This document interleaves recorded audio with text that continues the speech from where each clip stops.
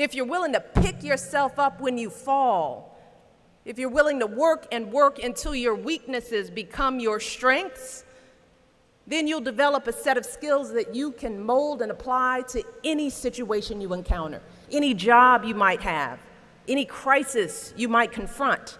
But you got to make that choice. Who are you going to be?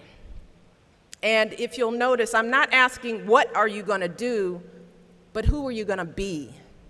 I'm asking you about how you plan to live your life every day. How are you going to respond when you don't get that job you had your heart set on? For all of you who are going to be teachers, what are you going to do if the students in your class next year just don't respond to your lessons? For all of you going into business, how will you react when your boss gives you a goal that feels way too high? See, these are the moments that define us. Not the day you get the promotion, not the day you win Teacher of the Year, but the times that force you to claw and scratch and fight just to get through the day.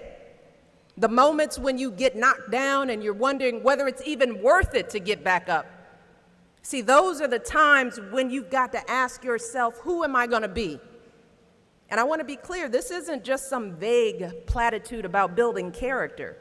In recent years, we've actually been seeing a growing body of research that shows that skills like resilience and conscientiousness can be just as important to your success as your test scores or even your IQ. For instance, Westpoint cadets who scored high on things like grit and determination were more likely to complete basic training than those who ranked high on things like class rank, SAT scores, and physical fitness.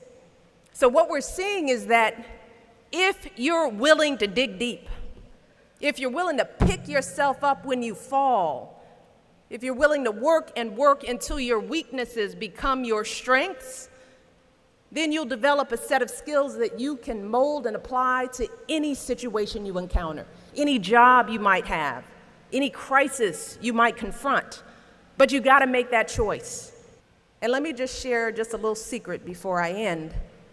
As someone who has hired and managed hundreds of young people over the course of my career, whether it was during my time as a lawyer, as an administrator, as a university, a nonprofit manager, even now as First Lady, I have never once asked someone I was interviewing to explain a test score or a grade in a class. Never. I have never once made a hire just because someone went to an Ivy League school instead of a state school. Never. What I have looked for is what kind of person you are. Are you a hard worker? Are you reliable? Are you open to other viewpoints? Have you stepped outside of your own self-interest to serve others? Have you found a way to serve our country, whether in uniform or in your community? Again and again, I have seen that those are the qualities that I want on my team, because those are the qualities that move our businesses and schools and our entire country forward. And just understand this.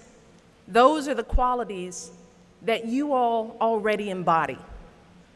They're the values you learned from your parents, from the communities you grew up in.